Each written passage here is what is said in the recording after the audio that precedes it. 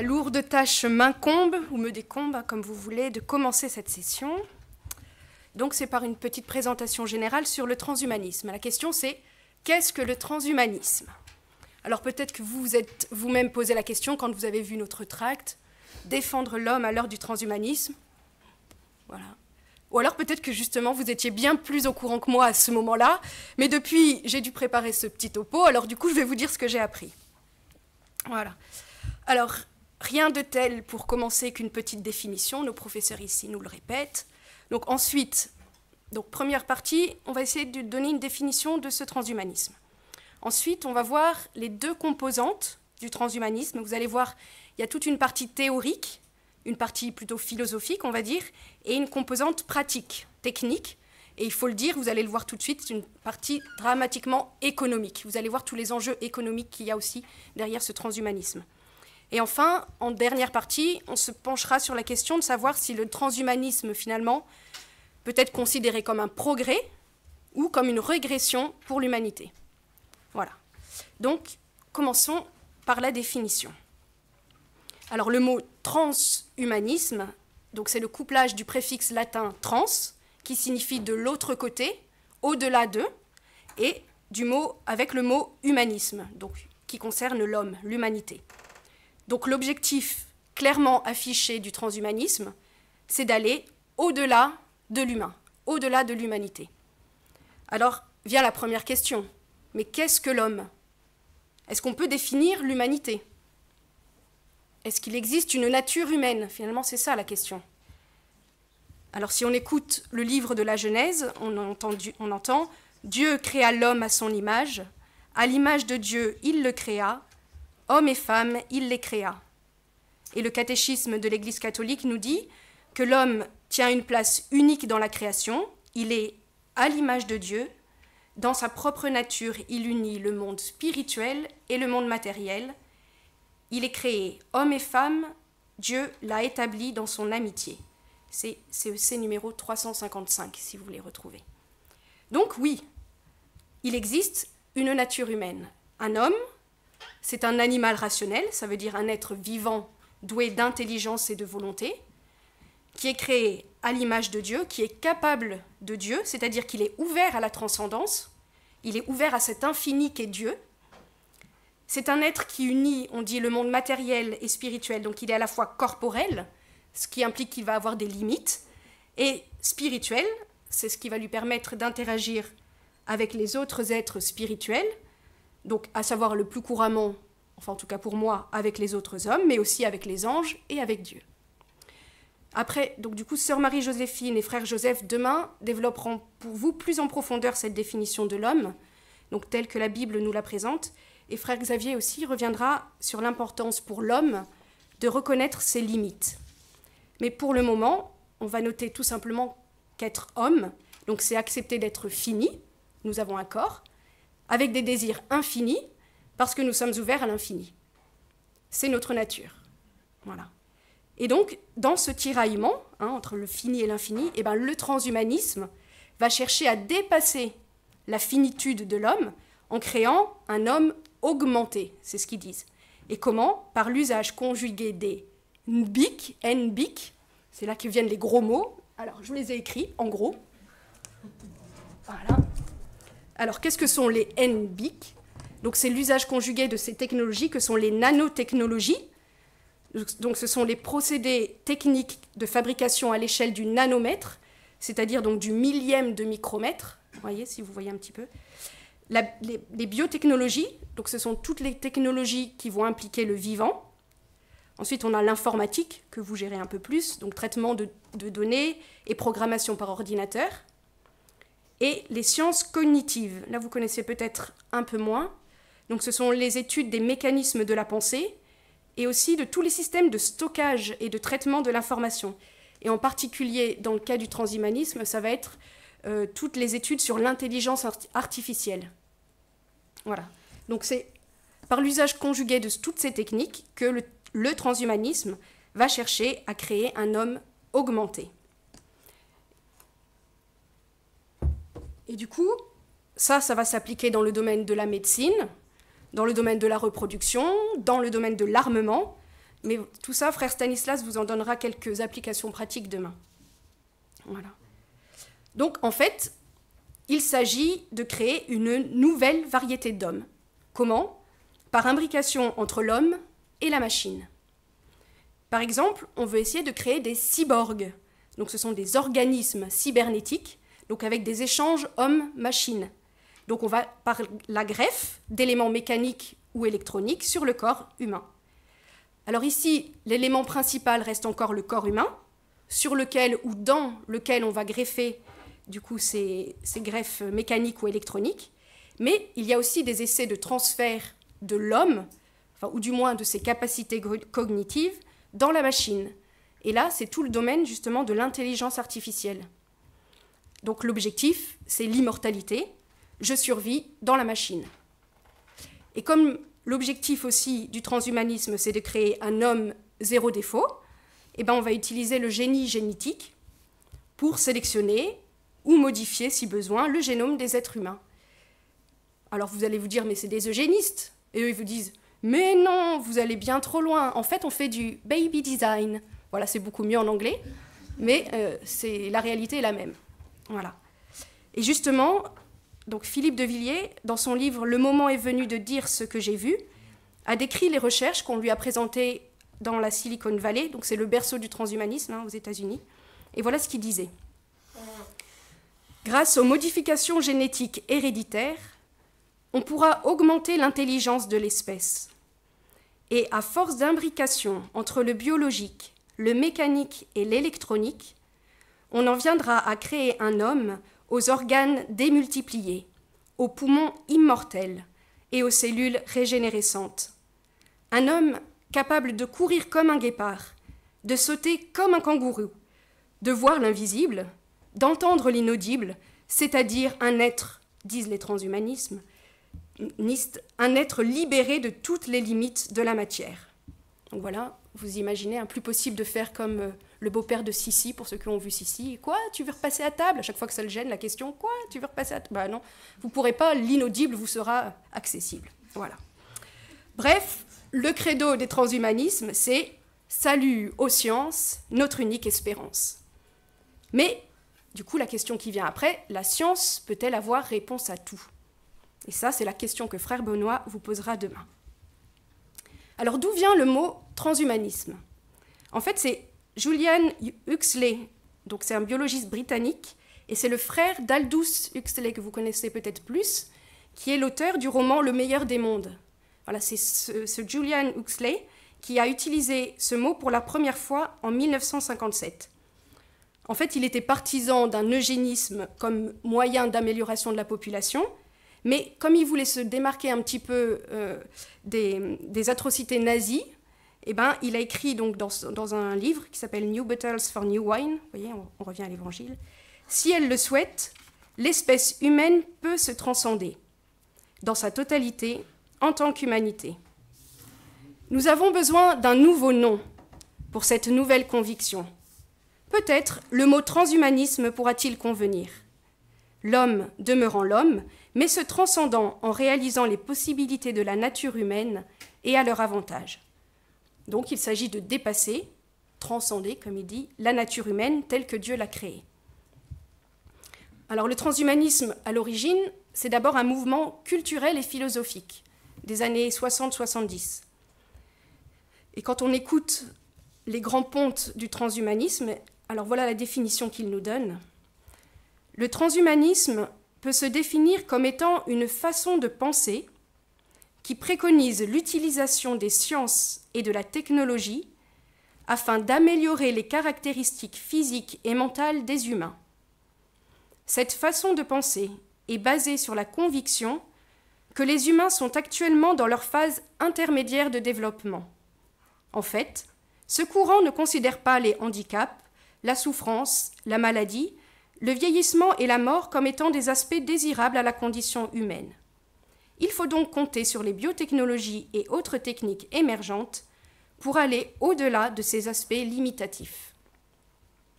Et Nick Bostrom, donc qui est un des grands philosophes du transhumanisme, ajoute « Le transhumanisme est plus qu'une simple croyance abstraite que nous sommes sur le point de transcender nos limitations biologiques au travers de la technologie. Le transhumanisme est aussi une tentative pour réévaluer la définition entière de l'être humain, comme on la conçoit habituellement. Vous voyez, réévaluer la définition entière de l'être humain. Et aujourd'hui, alors c'était au départ un mouvement philosophique, mais aujourd'hui, on n'en est plus au stade de la pure idée.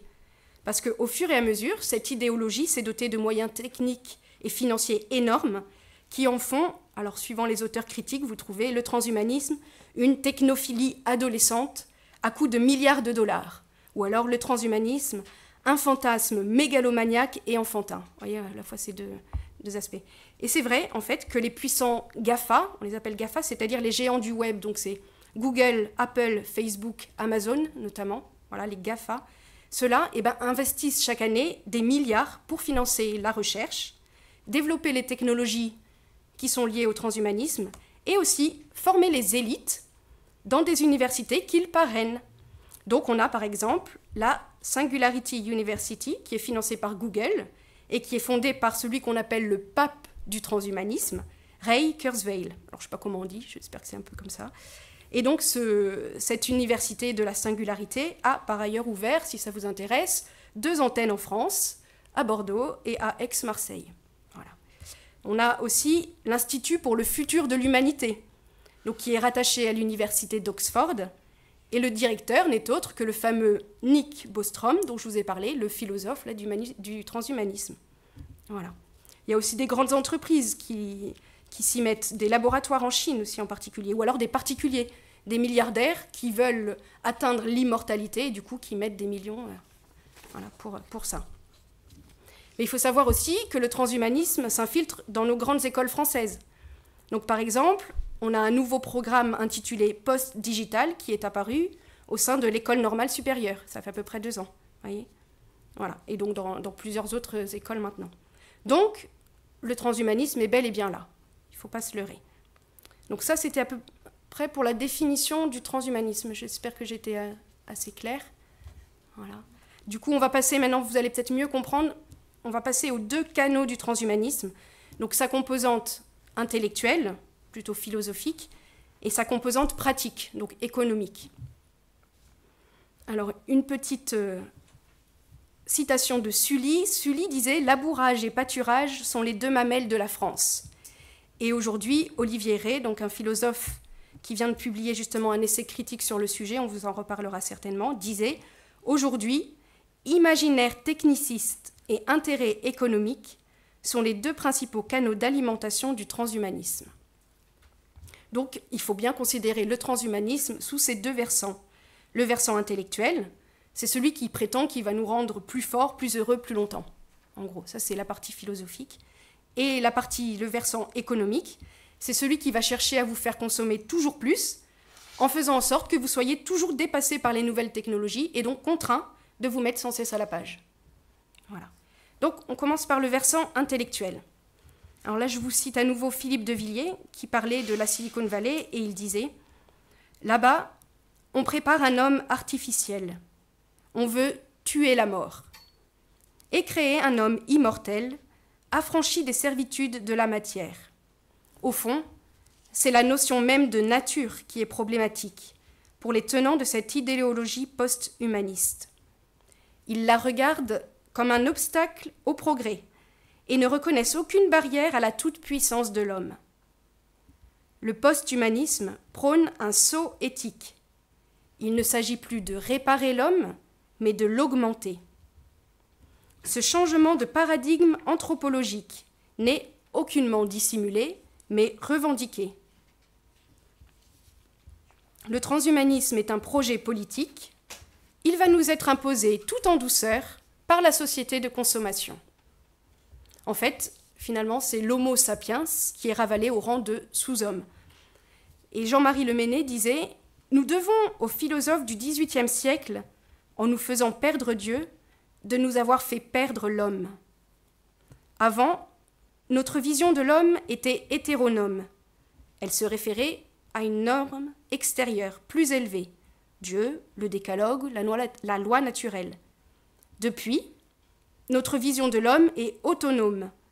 Elle est fondée sur la prétention de l'homme à s'auto-définir. Nous avons rejeté nos titres de noblesse, donc l'homme créé à l'image de Dieu, au profit de définitions arbitraires. Né homme, que ce que je désigne comme tel. Et dès lors, l'homme est réduit à un ensemble moléculaire, sexuellement neutre, qui peut être fait, défait, refait, parfait en toute légalité et conscience. Cette déconstruction ontologique étant achevée, nous sommes désormais dans la phase de reconstruction transhumaniste. Et c'est vrai, c'est exactement ce qu'on peut observer autour de nous.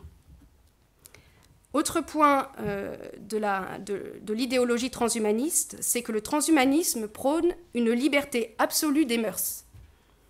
Et là, je vais vous citer un extrait de Frédéric Dufouin, que je ne connaissais pas, qui est un essayiste belge et qui dit « Le transhumanisme prétend que l'homme est libre de se créer et libre parce qu'il se crée. La liberté se résume à la liberté de choix. » La liberté de choix, c'est la liberté en fait d'autodétermination, en fait qui ne dépend que du vouloir du sujet. Les transhumanistes disent, il n'existe aucun déterminisme. En fait, c'est toute la logique de Jean-Paul Sartre qu'on retrouve. Vous voyez, Jean-Paul Sartre, pour lui, l'homme se crée. Alors, en termes philosophiques, il dit l'existence précède l'essence. Mais c'est ça, c'est l'homme se crée lui-même. Il n'y a pas aucun déterminisme. Donc là, je reprends Frédéric Dufouin. Donc la liberté de choix, et ce choix se fait dans un univers où le statut de créateur et de créature est obsolète. La machine a la même valeur que l'homme. Le projet du transhumanisme est non pas une amélioration de l'humanité à partir de processus existants ou naturels, ou encore de construction spirituelle, mais la création d'une nouvelle humanité. Car le cœur du transhumanisme, c'est cette idée d'autocréation, le fantasme d'être sa propre origine, de s'inventer soi-même. Et du coup, ce qui nous le fait passer pour désirable, c'est que parce que revêtus des dernières découvertes scientifiques, de tels discours nous paraissent extrêmement jeunes. On a l'impression que c'est tout nouveau, tout beau. Mais en fait, ils ne font que recycler le vieux désir prométhéen, ça veut dire la folle tentation de l'homme de se mesurer au Dieu et de s'élever au-dessus de sa condition. Finalement, on en revient toujours à la folle promesse de Lucifer, vous serez comme des dieux. Vous voyez, on revient toujours à ça. Et donc tout à l'heure, Frère Xavier décryptera pour vous plus en profondeur donc les présupposés d'une telle idéologie. Et vendredi, Frère Clément-Marie, je crois, rappellera aussi le socle des valeurs non négociables, donc ces valeurs que le transhumanisme bafoue allègrement. Mais pour le moment, on va passer au versant économique du transhumanisme. Alors là, je vais vous citer à ce propos un passage assez long, mais que je trouve intéressant, donc du philosophe Olivier Rey, qui l'a fait lors d'une conférence à Philanthropos. On sait que pour prospérer, le système capitaliste est confronté à la nécessité récurrente d'ouvrir de nouveaux marchés. Comment opère-t-il ? De multiples manières. L'une d'entre elles se révèle particulièrement efficace. Il s'agit de détruire les possibilités qu'ont les êtres humains de subvenir par eux-mêmes à leurs besoins, pour les obliger à en passer par des objets ou des services qui s'achètent. Prenons un exemple.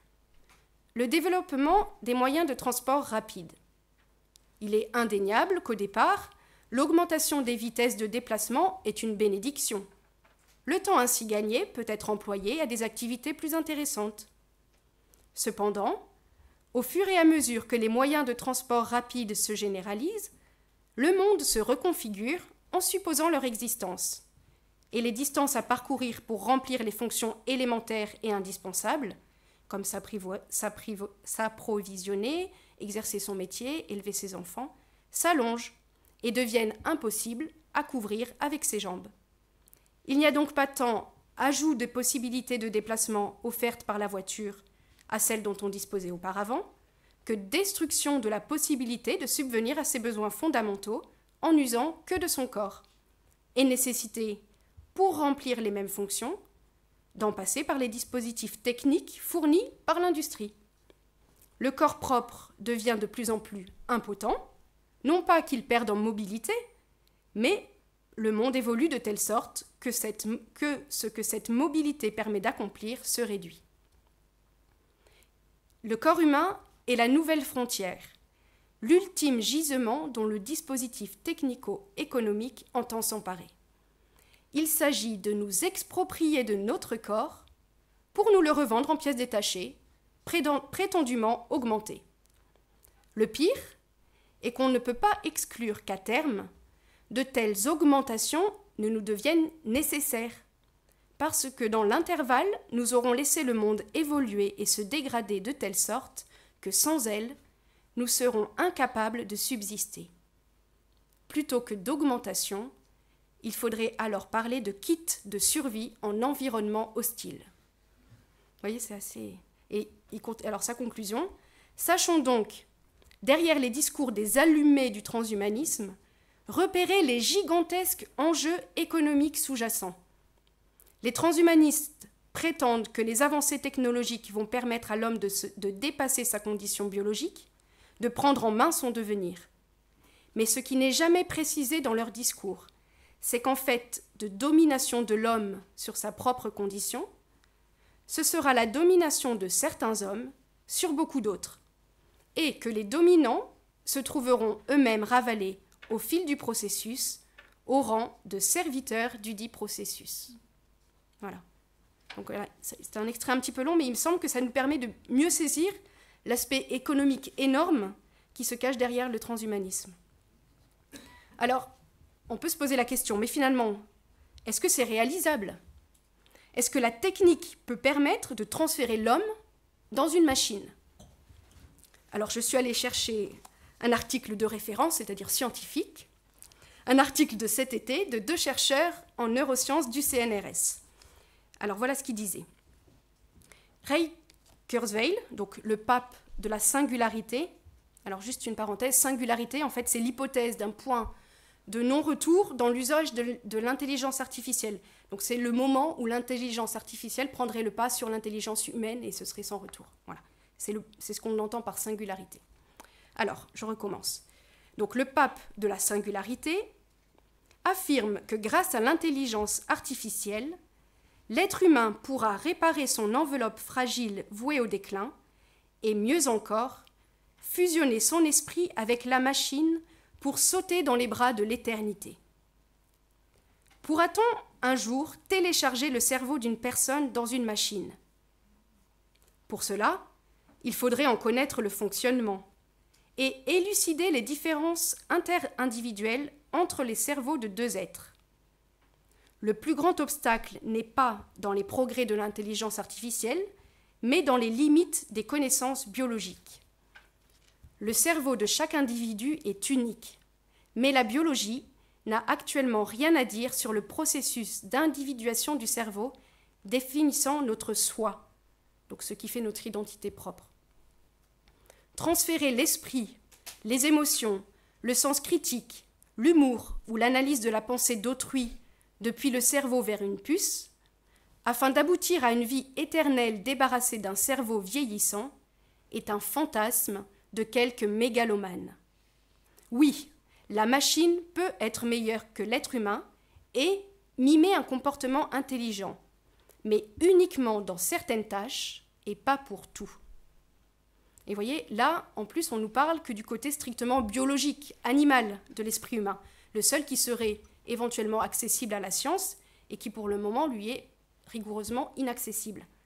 Or, nous savons, nous, que l'homme a une âme qui ne se réduit pas simplement à quelques connexions entre des cellules nerveuses. Et donc, quand on a compris que l'homme était bien plus qu'un cerveau, on sait qu'aucune machine ne pourra jamais le remplacer. Voilà, ça c'était pour les 2 grands versants du transhumanisme, la partie idéologique et la partie économique. Donc maintenant, venons-en à la 3e partie. Doit-on considérer le transhumanisme comme un progrès ou comme une régression de l'humanité ?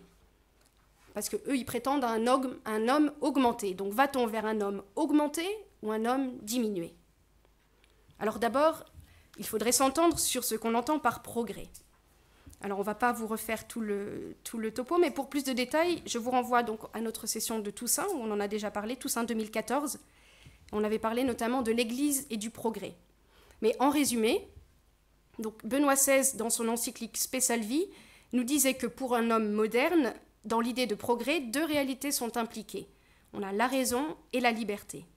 Et finalement, donc, on parle de progrès dans la mesure où, par son intelligence, l'homme contribue à améliorer le monde dans lequel il vit, en guidant sa raison et sa volonté, donc sa liberté, par une véritable sagesse, qui pour nous est du domaine de la foi. Alors, y a-t-il une véritable sagesse dans le transhumanisme ? Il suffit d'y regarder d'un peu plus près pour savoir qu'on y rencontre plutôt les contradictions du démon. En effet, donc, le transhumaniste veut affranchir l'esprit de la matière, mais pour arriver à ses fins, il s'en remet entièrement et exclusivement à des moyens matériels, par exemple. Oui. Ensuite, on va nous assurer que tout est sous contrôle, que des comités d'éthique veillent sur la conformité des nouvelles techniques avec la morale. Mais, en fait, quand on y regarde de plus près, le transhumanisme permet aux instances présupposées régulatrices d'afficher des airs modérés, alors qu'elles avalisent à peu près tout ce qui est technologiquement réalisable. Et ça, c'est Olivier Rey qui le dit, il ne s'agit pas pour les comités d'éthique institués au cours des dernières décennies de faire respecter quelques limites que ce soit. On pourrait dire que la bioéthique consiste à approuver ce que l'éthique réprouve. Donc en bref, ce qui est techniquement réalisable est légal et ce qui est légal est moral. Voilà le résumé. Voilà. Et on va observer également dans le transhumanisme un renversement de la charité. En fait, la technologie se part des dehors de la compassion.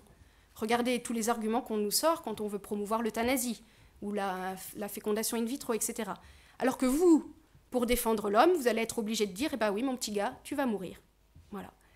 En fait, ça c'est Fabrice Adjadj qui le disait, il dit « C'est au nom de l'amour et non pas de la vérité que l'on promeut l'avortement, l'euthanasie, le mariage unisexe, le consumérisme, le transhumanisme, l'accouplement de la raison technicienne et du sentimentalisme engendre ce monstre, une compassion armée qui prétend fabriquer un individu pacifié au mépris du donné naturel. » Et donc, c'est là, nous, devant ce renversement de la charité, sous forme de compassion, qu'il va falloir pour nous distinguer où est notre véritable espérance.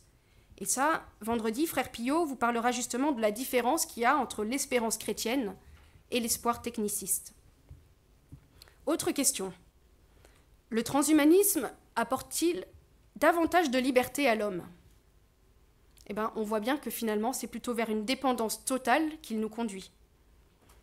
Et là, je vous cite encore un extrait de Frédéric Dufoin. « Quelle autonomie aura un individu entièrement dépendant du système industriel pour le moindre des aspects de sa vie ? Les transhumanistes arguent de la liberté de choix, mais un siècle d'expérience automobile n'indique-t-il pas qu'il sera difficile, voire impossible, de refuser de s'aligner sur la consommation, sur les transformations des autres ? Quel groupe social aura désormais le pouvoir ? Et quelle liberté d'action restera-t-il à un individu devenu un pantin des réseaux et des psychotropes ? Psychotropes, c'est toutes les substances un peu dopantes qui agissent sur nos émotions. Voilà. Donc, quelle liberté reste-t-il à un pantin des réseaux et des psychotropes ?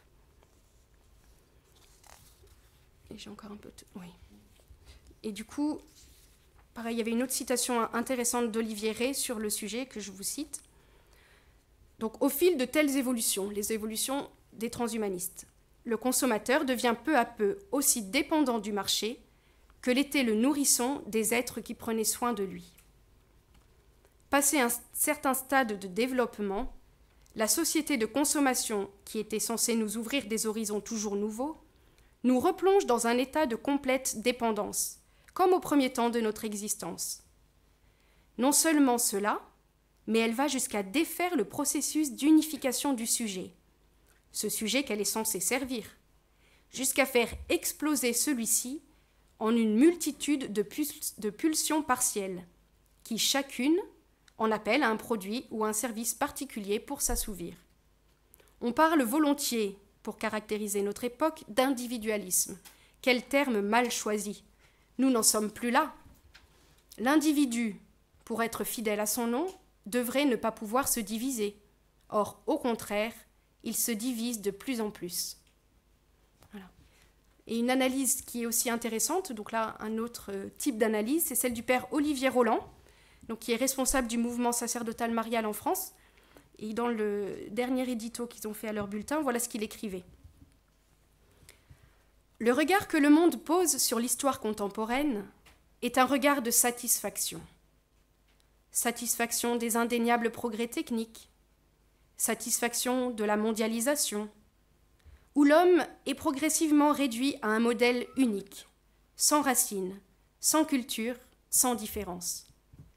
Satisfaction de la folle auto-affirmation de l'homme, qu'il n'est possible que si l'homme s'affranchit de Dieu, de l'insupportable tutelle qu'il fait peser sur les hommes, ou que, ce sont les accusations répétées du monde contemporain, les religieux font peser sur les hommes au nom de leur Dieu. C'est ainsi que notre monde contemporain a créé de nouvelles idéologies, dont l'idéologie du transhumanisme, qui prétend que l'homme doit être amélioré, augmenté, par l'implantation de machines fabriquées par l'homme, qui lui donneront des capacités que la nature ne lui a jamais données. Ainsi, les savants fous travaillent sans arrêt. Les laboratoires où l'on cherche à réaliser tout ce qui est techniquement possible, sans savoir si c'est bien ou mal, expérimentent des solutions qui sont présentées comme des avancées, utiles pour soigner ou faciliter telle ou telle activité. En réalité, ce sont des pièges pour rendre l'homme dépendant des machines et finalement pouvoir le manipuler à sa guise. Donc finalement, en bref, le transhumanisme se présente comme un au-delà de l'être humain, c'est ce qu'on a vu au tout début, mais à bien y regarder, on y voit toute la part d'en deçà qui se dissimule derrière ce prétendu au-delà. Et finalement, l'imaginaire transhumanisme, donc c'est le couplage entre la technique la plus sophistiquée qui est mise au service et une régression, mise au service d'une régression. C'est le couplage de la surpuissance et de l'infantilisme, comme on le voyait tout à l'heure. Voilà. C'est la promesse que grâce à la technique, nous n'aurons plus à devenir adultes. Alors, peut-on considérer cela comme un progrès ? Alors, pourquoi est-ce qu'on vous parle de tout cela aujourd'hui ? Vous pouvez vous dire, bon, ben ça c'est bien beau, mais finalement, en quoi est-ce que nous avons notre mot à dire ? Alors là, je vais laisser la parole à Paul VI, Saint Paul VI, qui l'a expliqué, voilà ce qu'il disait devant l'ONU en 1965. Quelle que soit votre opinion sur le pontife de Rome, vous connaissez notre mission. Nous sommes porteurs d'un message pour toute l'humanité. Ce message vient de notre expérience historique. C'est comme experts en humanité que nous apportons à cette organisation le suffrage de nos derniers prédécesseurs, celui de tout l'épiscopat catholique et le nôtre. Et pour preuve de cette expertise en humanité, c'est frère Henri-Marie qui samedi retracera pour vous tout le rôle civilisateur de l'Église au long de l'histoire. Alors, l'Église experte en humanité ? Oui, depuis ses origines. Et pourquoi ? Parce que, comme nous le dit la Constitution Gaudium et Spes, donc du Concile Vatican II, le mystère de l'homme ne s'éclaire vraiment que dans le mystère du Verbe incarné, du Christ Seigneur. Pourquoi l'Église experte en humanité ? Saint Jean XXIII le rappelait aussi en ouvrant le Concile Vatican II. Voilà ce qu'il disait. La foi catholique embrasse l'homme tout entier, composé de corps et d'âme, et elle nous ordonne, à nous qui sommes habitants de cette terre, de marcher comme des pèlerins vers la patrie céleste. Cela montre comment il faut régler notre vie mortelle, de façon à accomplir les devoirs qui nous lient envers la cité terrestre et céleste, et à atteindre ainsi le but fixé par Dieu. C'est dire qu'absolument tous les hommes, soit pris individuellement, soit réunis en société, ont le devoir permanent de tendre, pendant cette vie, à l'acquisition des biens célestes et, en vue de ce but, d'utiliser les biens terrestres dans la mesure où l'usage des biens temporels ne compromettent pas leur bonheur éternel.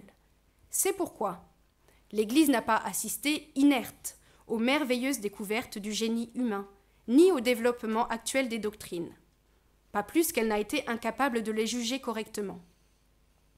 Mais suivant tous ces développements avec vigilance, elle ne cesse pas d'avertir les hommes qu'ils ont à tourner leur regard au-delà des choses visibles, vers Dieu, source de toute sagesse et de toute beauté, afin qu'ils n'oublient pas, eux, à qui il a été dit « soumettez la terre et dominez-la », ce précepte très grave « Tu adoreras le Seigneur ton Dieu, et tu le serviras lui seul », afin que l'attrait fugitif des choses d'ici-bas n'empêche pas le véritable progrès.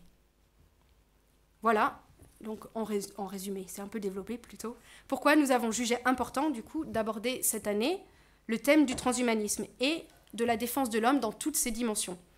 Défense de l'homme tel que Dieu l'a créé, parce que, dit la Genèse, cela était très bon. Et nos fondateurs, donc, du coup, le Père Lucien Marie et Mère Marie-Augusta, ont compris que pour œuvrer à une véritable promotion de l'homme, eh ben, la communauté devait travailler à l'éducation de l'homme dans toutes ses dimensions. Et ça, Sœur Hélène vous en reparlera vendredi. Alors, pourquoi nous vous parlons du transhumanisme aussi aujourd'hui ? Parce que nous voulons vous parler du combat de l'Église pour défendre l'homme, parce qu'il est urgent de réagir. Nous ne devons pas jouer le jeu du dragon, disait Jean-Paul II. Et Benoît XVI, dans son encyclique Caritas in Veritate, quand il parlait de la bioéthique, il disait « Il s'agit d'un domaine particulièrement délicat et décisif, où émerge avec une force dramatique la question fondamentale de savoir si l'homme s'est produit lui-même ou s'il dépend de Dieu.